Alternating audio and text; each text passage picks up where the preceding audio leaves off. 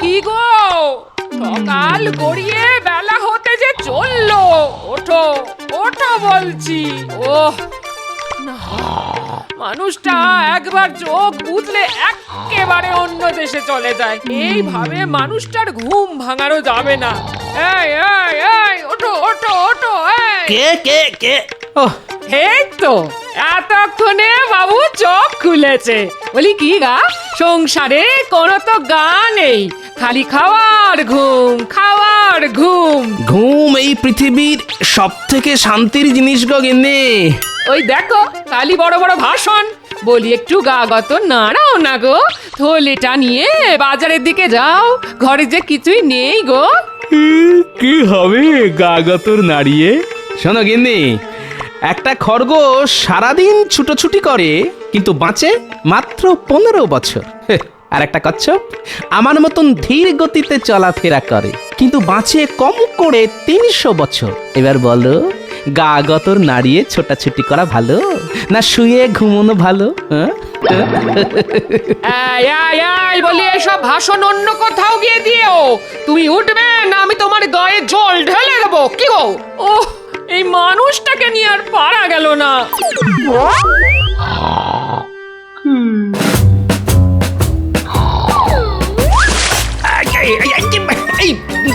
এটা কি হলো?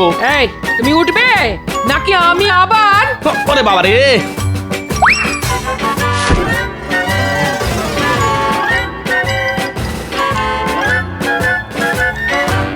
ওহ, আর কতটা পথ? ঘুমে চোখ বুজে আসছে আমার, গায়ে বল পাচ্ছি না। ইচ্ছে করছে এই গাছের গোড়ায় বসে একটু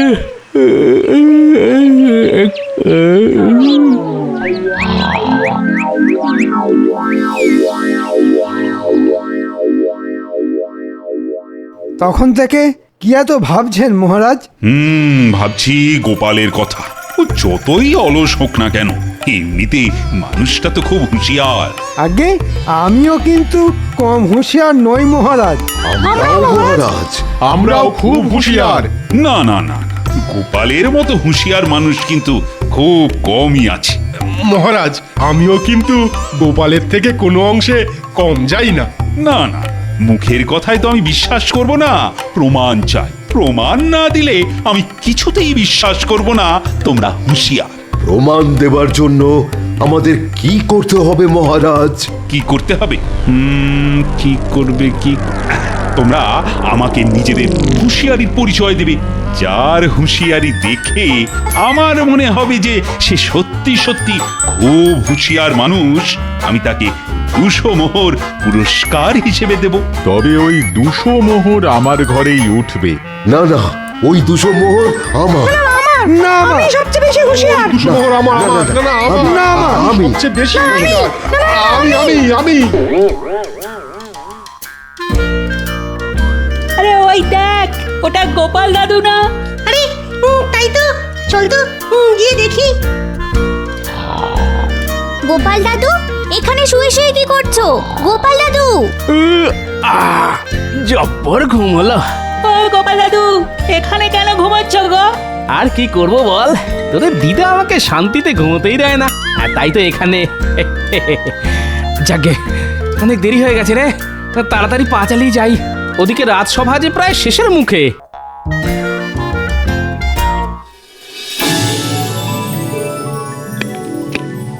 কি ব্যাপার গোপাল, রাজসভায় আসতে এত দেরি হলো কেন তোমার?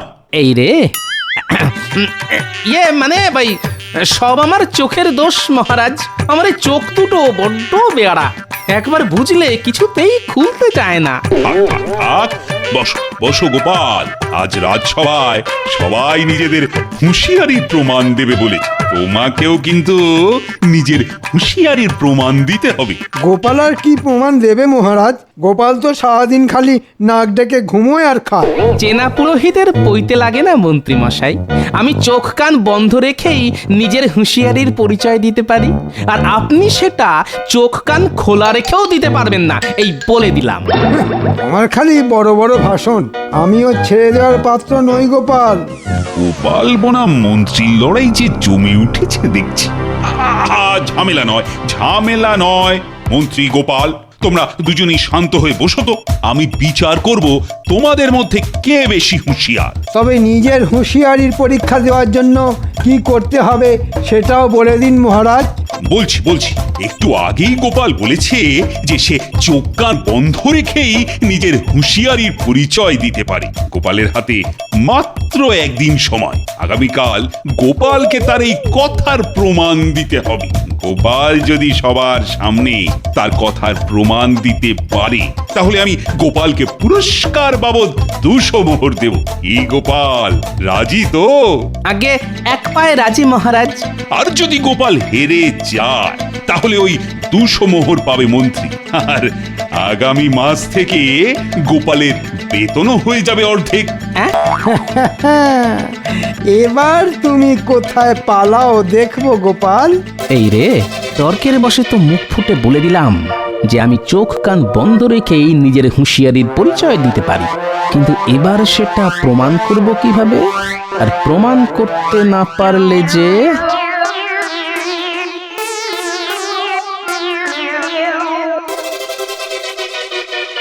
গোপালের মুখ দেখে মনে হলো গোপাল বেশ চিন্তায় পড়ে গেছে মহারাজ। পড়বেই তো, গোপালের মুখ থেকে এমন একটা কথা বেরিয়েছে যে সেটা প্রমাণ করা অসম্ভব। ঠিক বলেছেন মহারাজ, যে কাজ চোখ কান বন্ধ রেখে করা যায় সে কাজ চোখ কান খুলে রেখেও করা যায়। গোপালের নিজের হুঁশিয়ারির ওপর অনেক অহংকার মহারাজ। এবার আমি গোপালের অহংকার একেবারে মগ ডালে তুলে দেব। থাক, তোমার দৌড় কতটা সেটা আমার জানা আছে মন্ত্রী। তোমাকে একা কিচ্ছু করতে হবে না, যা করবে তোমরা সবাই মিলে করবে। আমরা সবাই? হ্যাঁ, এবার যে করেই হোক গোপালকে হারাতেই হবে। তোমরা সবাই আজ থেকেই গোপালের পিছনে পড়ে যাও। গোপালকে চোখে চোখে রাখতে হবে। গোপাল কি করছে, কোথায় যাচ্ছে, সব খবর আমার চাই। এবার আমি গোপালকে আচ্ছা জব্দ করব।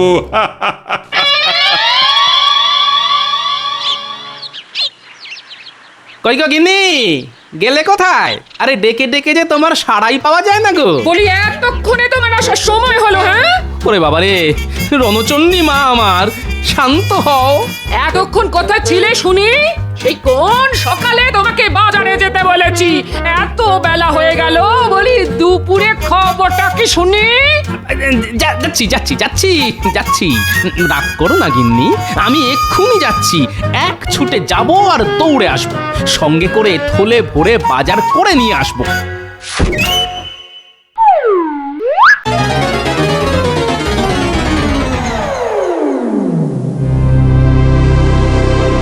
কি বুঝলেন জ্যোতিষী মশাই? বুঝলাম, গোপাল আর কাউকে ভয় পাক না পাক, নিজের গিন্নিকে কিন্তু জমের মতো ভয় পায়। হ্যাঁ, কি বলো?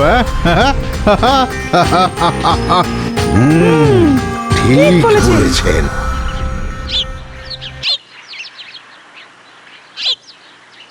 ওরে বাবারে, গিন্নিতে নয়, সাক্ষাৎ যমরাজের মহিলা অবতার। দেখলেই আত্মারাম একেবারে খাঁচা ছাড়া হয়ে যায়। আমার গিন্নি মাছ খেতে বড় ভালোবাসে। গিন্নির মাথা ঠান্ডা করার জন্যে আজ একটা বড় দেখে মাছ কিনে নিয়ে যাই।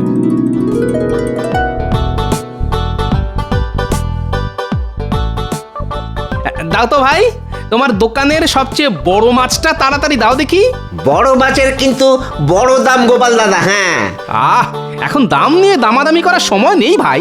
যা দাম হয়েছে লিখে রাখো, পরে এসে দিয়ে যাবো খন।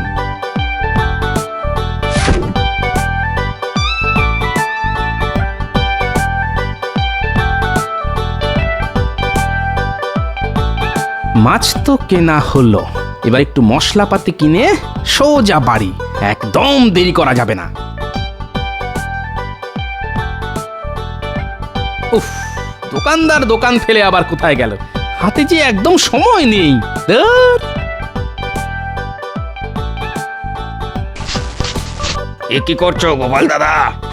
আমার হাতে একদম সময় নেই ভাই, তাই নিজেই নিয়ে নিচ্ছি। হ্যাঁ, কত দাম হয়েছে খাতায় লিখে রেখো, পরে এসে দিয়ে যাব।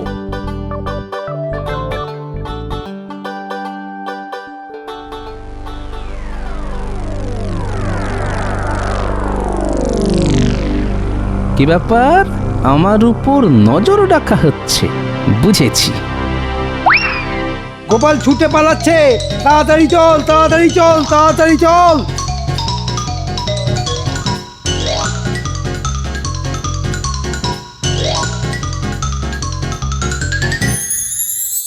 গিন্নি, গিন্নি, কি হয়েছে? বলছি তোমার মাথা কি আগের থেকে একটু ঠান্ডা হয়েছে? হয়েছে গো হয়েছে। এবার মাছের ঝোলটাকে বলো কেমন হয়েছে?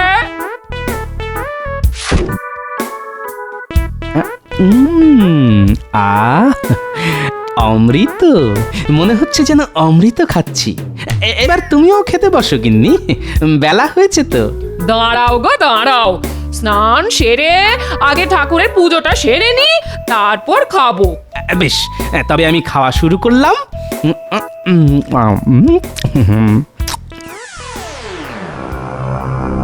দেখুন দেখুন, গোপাল কেমন গোকরাসে খেয়ে চলেছে।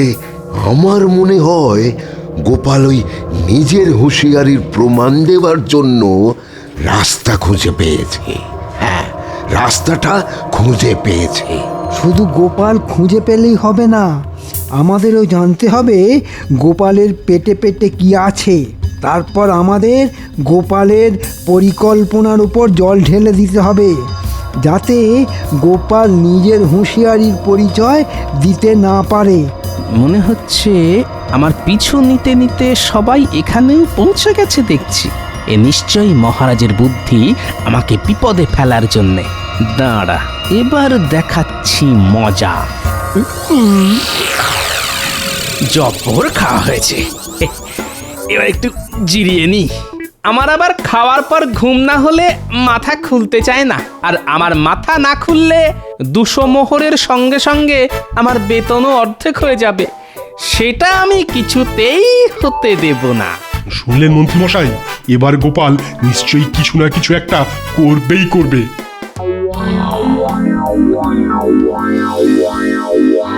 জয় ঠাকুর, জয় ঠাকুর, জয় ঠাকুর, জয় ঠাকুর, জয় ঠাকুর, জয় ঠাকুর, কোথায় ভাবলাম একটু শান্তি করে শুয়ে ভাবনা চিন্তা করব, তা নয়। ধুর, ধুর। উফ, থাকা যাবে না এই বাড়িতে। এই আমি চললাম।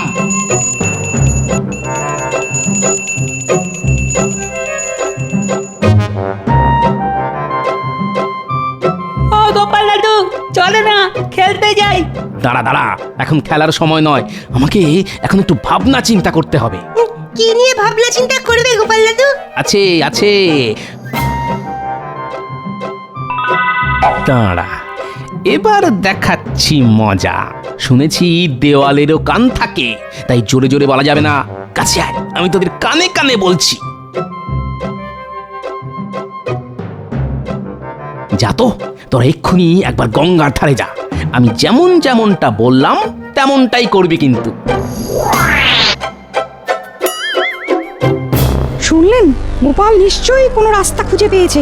চলুন আমরাও গঙ্গার ধারে গিয়ে দেখে আসি।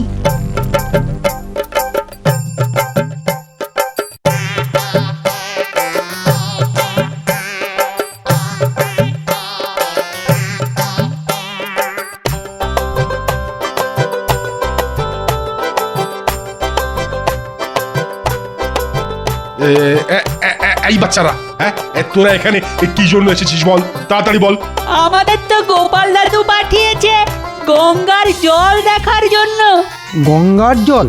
তার মানে গঙ্গার জলের মধ্যে কিছু একটা আছে। ঠিক বলেছেন, গোপালের মাথায় কি আছে আমি বুঝি। চলুন আমরা গঙ্গার জলে নেমে খুঁজি। হ্যাঁ হ্যাঁ হ্যাঁ, চলুন চলুন চলুন। তাই চলুন।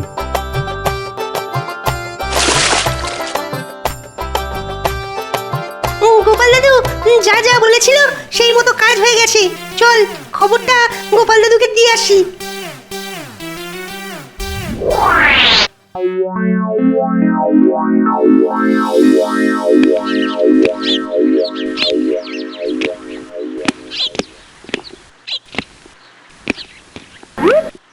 না না না, এখন তো কোনো খবরই পেলাম না। এদিকে চিন্তায় চিন্তায় আমার যে ঘুম হয়েছে। প্রহরী, আগে বলুন মহারাজ। আমার রাজসভার সদস্যরা কি করছে, আর ওরা গোপালের পরিকল্পনা সম্বন্ধে কিছু জানতে পেরেছে কিনা এক্ষুনি গিয়ে খবর নিয়ে এসো। ধুর, কিছুই তো পেলাম না। চলুন এসব ছেড়ে আবার গোপালের পিছু নেওয়া যাক। এইভাবে খুঁজে কিছু পাওয়া যাবে বলে তো মনে হয় না। হ্যাঁ হ্যাঁ, তাই চলুন। মহারাজ জানতে চাইলেন আপনারা গোপালের পরিকল্পনা সম্বন্ধে কিছু জানতে পেরেছেন কিনা। মহারাজকে গিয়ে বলো এখনো কিছু জানতে পারিনি, তবে জেনেই ছাড়বো।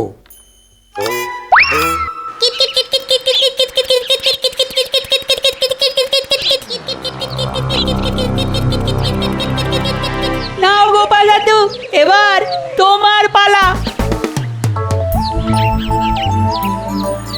ন্যাপলা, গুলটে, এই গাছের মগ ডালে ওই জিনিসটা আছে তো? আছে গোপাল দাদু। হ্যাঁ, আমি নিজের চোখে দেখেছি।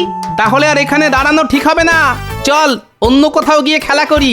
কাল ঠিক সময় এসে ওটা গাছ থেকে পেড়ে নিয়ে যাব।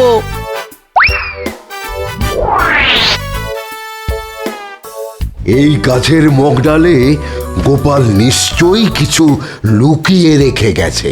চলুন তো গিয়ে দেখে আসি।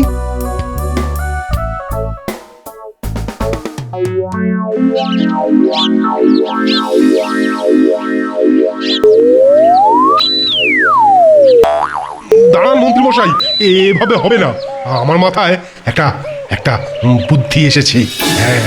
হ্যাঁ, এই তো মাছ টোপ গিলেছে। আর একটু উপরে, তাহলে এই মগ ডালে হাত পেয়ে যাব। ওরে বাবারে, ওরে বাবারে, আর আর পারছি না, আর পারছি না।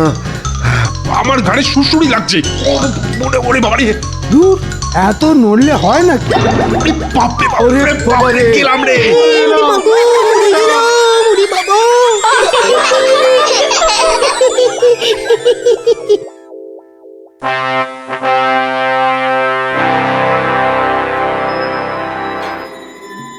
ছি ছি ছি ছি, তোমরা এতজন মিলেও গোপালের পরিকল্পনাটা কি সেটা উদ্ধার করতে পারলে না। আর বলবেন না মহারাজ, কত করে খুঁজলাম, খুঁজতে খুঁজতে হাত পা সব ভেঙে দু টুকরো হয়ে গেল, তাও কিছুই জানতে পারলাম না।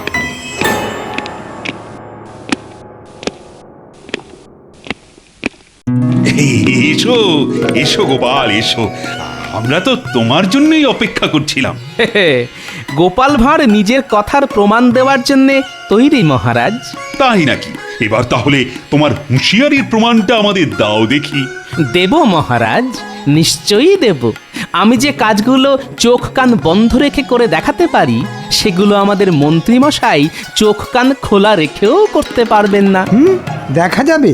বলো গোপাল, আমাকে কি করতে হবে? গুলটে, বলো গোপাল দাদু। নে শুরু কর। আমার কানের কাছে এসে জোরে জোরে কাঁসর বাজাতে শুরু কর।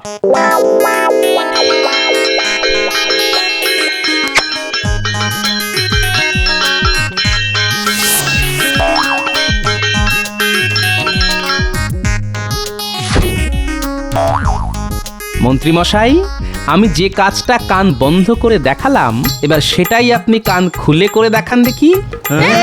এই রে, কি হলো গুলটে, দাঁড়িয়ে কেন? শুরু কর। ওরে বাবারে, থাম থাম বলছি, কানে তালা ধরে গেল যে। কান তো গেল, এবার চোখের পালা। মুটি, এই নাও গোপাল দাদু।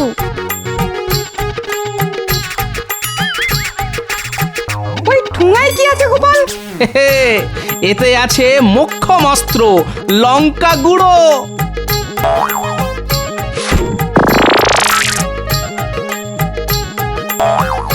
মন্ত্রী মশাই, এবার যে আপনার পালা।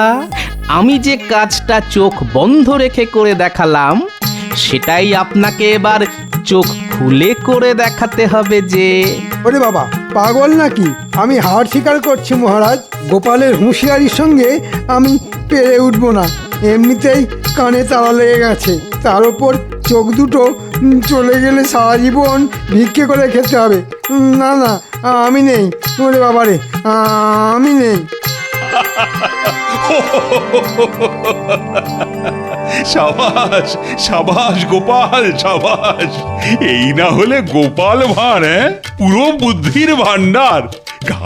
ঘাট হয়েছে আমার। তোমার হুঁশিয়ারির পরীক্ষা দেওয়ার কোনো মানেই হয় না। আরে সাগরের জল কি আর বালতি দিয়ে মাপা যায়? হ্যাঁ, আগে তাহলে দেখলেন তো মহারাজ, গোপাল ভাঁড়ের সঙ্গে শুধু মন্ত্রী নয়, রাজসভার সবাইও কেমন হেরে গেল। হ্যাঁ নয়, হ্যাঁ, আমি খুব ভালো করে বুঝেছিলাম যে আপনারা আমার পিছু নিয়েছেন, তাই তো সামান্য শিক্ষা দিলাম আপনাদের। আর আমি এটাও জানি যে কার বুদ্ধিতে আপনারা আমার পিছনে জোকের মতন পড়েছিলেন, তাকে খুব সম্মান করি কিনা, তাই তাকে কিছু বললাম না, এইবারের মতন ছেড়ে দিলাম। মানে না, মানে ছাড়ো তো সব কথা। তুমি হলে আমার রাজসভার সব থেকে হুঁশিয়ার মানুষ, তাই না? এই নাও গোপাল, তোমার পুরস্কার 200 মোহর। ধন্যবাদ মহারাজ। তবে একটা কথা বলি, চোখ কান খোলা রেখেছিলাম বলেই এই হুঁশিয়ারির পরীক্ষায় আমি জিতে গেছি। চল, এই 200 মোহর নিয়ে আমরা বাজারে গিয়ে পেট ভরে অনেক অনেক খাবার কিনে খাবো। হ্যাঁ হ্যাঁ, চলো গোপাল দাদু। ইয়ে